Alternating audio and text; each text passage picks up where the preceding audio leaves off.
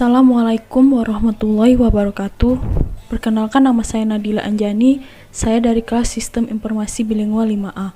Di mana pada kesempatan kali ini saya akan menjelaskan tentang cost benefit analysis pada proyek pengembangan sistem inventory pada PT Dwi Warna Inti Sejahtera. Dan pada kesempatan kali ini juga saya membuat ini dalam rangka tugas resiko proyek pada mata kuliah manajemen proyek sistem informasi. Di sini ada rincian biaya dan manfaat untuk tahun ke 0, 1, 2, dan 3. Di dalamnya ada rincian biaya pengembangan software berjumlah dengan 16 juta, lalu hardware 12 juta. Selanjutnya biaya operasi, di mana di sini 27 juta pada tahun pertama, lalu pada tahun kedua 34.500.000 rupiah pada tahun kedua, dan tahun ketiga 36.700.000 rupiah, di mana software dan hardware ditambahkan menjadi 28 juta rupiah. Untuk total biaya mengikuti pada tahun 1, tahun 2, dan tahun 3. Selanjutnya rincian manfaat. Pada rincian manfaat ini terdapat beberapa pengurangan biaya operasional di manfaat berwujud. Ada 2 kriteria untuk rincian manfaat. Pertama, manfaat berwujud, lalu yang kedua, manfaat tak berwujud. Yang pertama itu ada pengurangan biaya operasional, lalu yang kedua pengurangan barang material gudang, ketiga pengurangan biaya ATK. Untuk pengurangan biaya operasional pada tahun pertama itu 7.500.000, lalu yang kedua pada tahun kedua itu 10 juta, dan untuk tahun ketiga 14.500.000. Selanjutnya pengurangan barang material gudang, di mana pada tahun pertama itu 5 juta, lalu yang kedua 7 juta, dan tahun ketiga 11 juta. Selanjutnya pengurangan biaya alat tulis kantor, di mana pada tahun pertama itu sebanyak 700.000, lalu pada tahun kedua 800.000, dan pada tahun ketiga 900.000. Total untuk pada tahun pertama itu 13.200.000, untuk tahun kedua 17.800.000, untuk tahun ketiga 25.500.000. Kedua, untuk manfaat tak berwujud, di mana ada beberapa 3 hal yang menjadi cakupan manfaat tak berwujud. Pertama, peningkatan mutu dan jumlah informasi barang yang diproduksi. Untuk tahun pertama itu 6.500.000, tahun kedua itu 7.700.000, tahun ketiga 9 juta. Selanjutnya peningkatan mutu komunikasi internal dan eksternal. Pada tahun pertama itu terdapat 5.500.000, dan selanjutnya adalah tahun kedua terdapat 6 juta, dan tahun ketiga 7.500.000. Untuk peningkatan mutu pengendalian dan pengawasan barang tadi itu pada tahun pertama terdapat 9.300.000, lalu yang kedua dananya adalah 11.500.000, dan tahun ketiga itu 13.500.000. Total dari tak wujud itu pada tahun pertama 21.300.000, lalu pada tahun kedua totalnya adalah 25.200.000, dan pada tahun ketiga total tak wujud adalah 30 juta. Setelah mencari total dari perincian biaya dan perincian manfaat, baik dari manfaat berwujud maupun manfaat tak berwujud, maka kita akan mencari total manfaat, di mana total manfaat ini hasil dari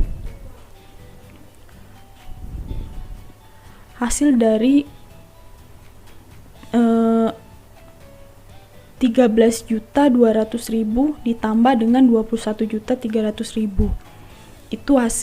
Itu pencarian untuk total manfaat, di mana total wujud tahun pertama ditambah dengan total tak wujud tahun pertama. Selanjutnya pada tahun kedua begitu juga, total manfaatnya adalah 43 juta dari 17.800.000 ditambah dengan 25.200.000, sehingga totalnya 43 juta. Selanjutnya adalah tahun ketiga, di mana tahun ketiga ini total wujud pada tahun ketiga 25.500.000 ditambah dengan total tak wujud 30 juta pada tahun ketiga, sehingga totalnya 55.500.000. Selanjutnya kita akan mencari proses selisih total manfaat dan total biaya, yang mana pada hal ini yang dilakukan adalah dari total manfaat dikurang dengan total biaya. Jadi 34.500.000 ini dikurang dengan 27 juta, sehingga hasilnya adalah 7.500.000 rupiah. Lalu selanjutnya pencarian 8.500.000 ini selisihnya dari total manfaat dikurang dengan total biaya tahun kedua. Jadi 43 juta itu dikurang dengan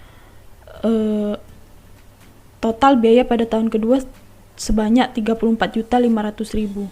Selanjutnya adalah tahun ketiga. Selisihnya terdapat 18.800.000, di mana total manfaat 55.500.000 ini dikurang dengan 36.700.000 pada tahun ketiga. Selanjutnya kita akan mencari analisis payback period. Pada hal ini saya sudah mendefinisikan angka-angka nominal harganya, yang mana perhitungan analisis payback period ini di mana total biaya pengadaan sistem ini yang tadinya 28 juta ini itu nanti akan dikurang dengan selisih pada tahun pertama, yaitu 7.500.000, sehingga sisa dari biaya sistem pada tahun pertama itu 20.500.000. Selanjutnya pada tahun kedua 8.500.000 kita kurangkan dengan sisa biaya yang pada tahun pertama, hasilnya adalah 12 juta, sehingga sisa dari biaya tahun kedua itu akan dibagi dengan sisa biaya pada tahun pertama dan dikali dengan 1 tahun, hasilnya adalah 0,60, sehingga payback periode pada tahun kedua ini secara detailnya menjadi 2,60 tahun. Dari fakta tadi kita simpulkan bahwa sistem ini akan mencapai pada titik impasse dengan break even point pada waktu 2,60, yang berarti nanti bahwa pada tahun ketiga perusahaan akan mulai mendapatkan keuntungan dari sistem tersebut. Selanjutnya kita akan menentukan analisa return on investment atau ROI, di mana metode yang kita gunakan ini maka persentase manfaat yang nantinya akan dihasilkan oleh sistem ini dapat dikeluarkan untuk pengadaan sistem.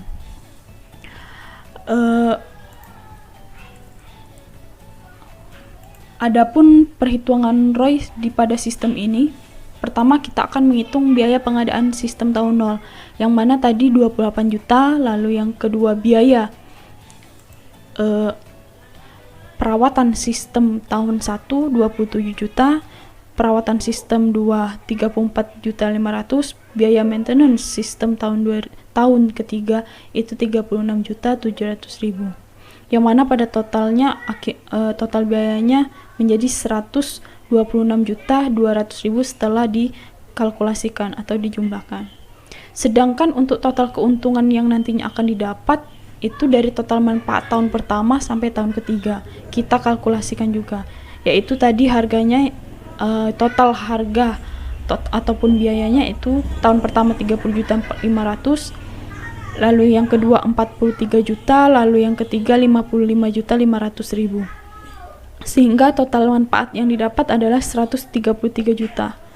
Untuk rumusan ROI-nya sendiri berikut rumus dari return on investment, yang mana total manfaat itu akan dikurang dengan total biaya, lalu dibagi dengan total biaya dan dikali dengan 100%.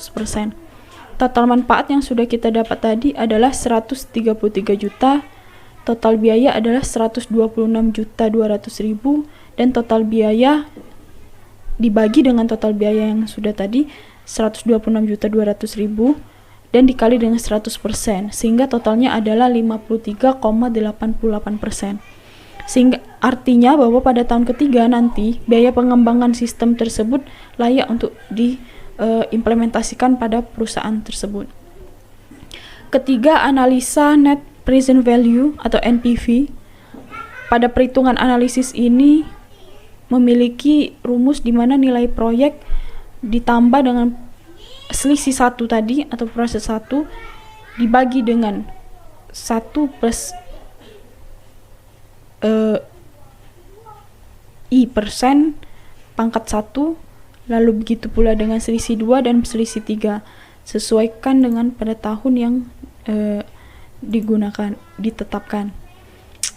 Ketika apabila kita terapkan pada sistem yang nantinya akan kita buat, maka perhitungan nilainya tingkat bunga yang ditentukan adalah 5% per tahun. Maka NPP-nya bisa kita cari adalah yang tadi nilai proyeknya 28 juta, masukkan semua selisih yang sudah kita hitung tadi dengan bunga diskonto yang kita tentukan 5%.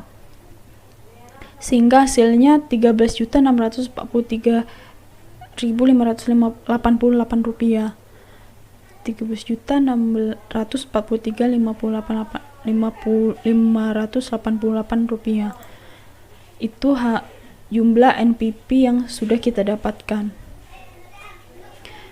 Lalu yang keempat, metode tingkat pengembalian internal atau IRR, di mana metode ini mencari tingkat bunga yang menjadikan jumlah sekarang dari tiap-tiap selisih atau proses yang didiskontokan tadi. I1 tadi kita menggunakan 5%, lalu I2 kita akan mencoba dengan 10%. Maka yang 5% tadi NPP satunya bernilai positif. Jadi 13.643.588 rupiah ini bernilai positif. Sehingga kita akan mencari I2 10%. Maka masukkan rumus yang sudah kita pakai tadi dengan ketentuan persen 10%. Hasil yang didapat adalah minus 32.308 rupiah. Maka NPP-nya bernilai negatif. Kita akan mencari IRR yang sudah kita belum kita lakukan. Yang pertama 5% tadi dengan I pertama, kita kurangkan I pertama dengan I kedua dengan I pertama, dan kita kalikan dengan NPP pertama. Maka dibagi dengan NPP 1 dikurang dengan NPP 2. Selanjutnya 5% dikalikan dengan 13.643.588 rupiah. Dibagi dengan 13.643.588 rupiah. Dikurangkan dengan NPP kedua tadi. Hasil yang didapat adalah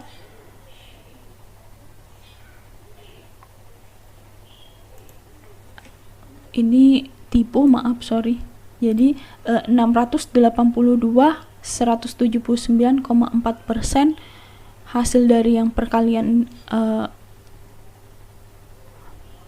I1 jumlah dari I2 dikurang I1 dan dikali dengan NPP 1 itu adalah 179,4%. Dibagi dengan NPP 1 dikurang NPP 2 hasilnya 13.643.620 rupiah. Jadi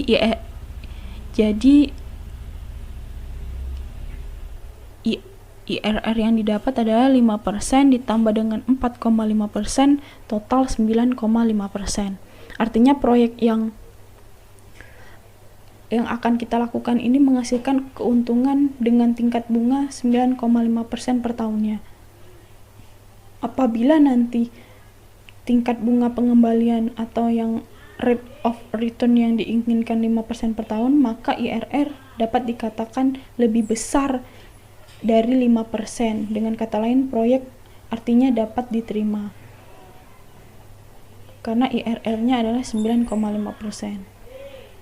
Mungkin ini saja penjelasan dari saya mengenai cost benefit analysis pada proyek pengembangan sistem inventory pada PT Dwi Warna Inti Sejahtera. Lebih kurang saya mohon maaf. Saya akhiri, wassalamualaikum warahmatullahi wabarakatuh.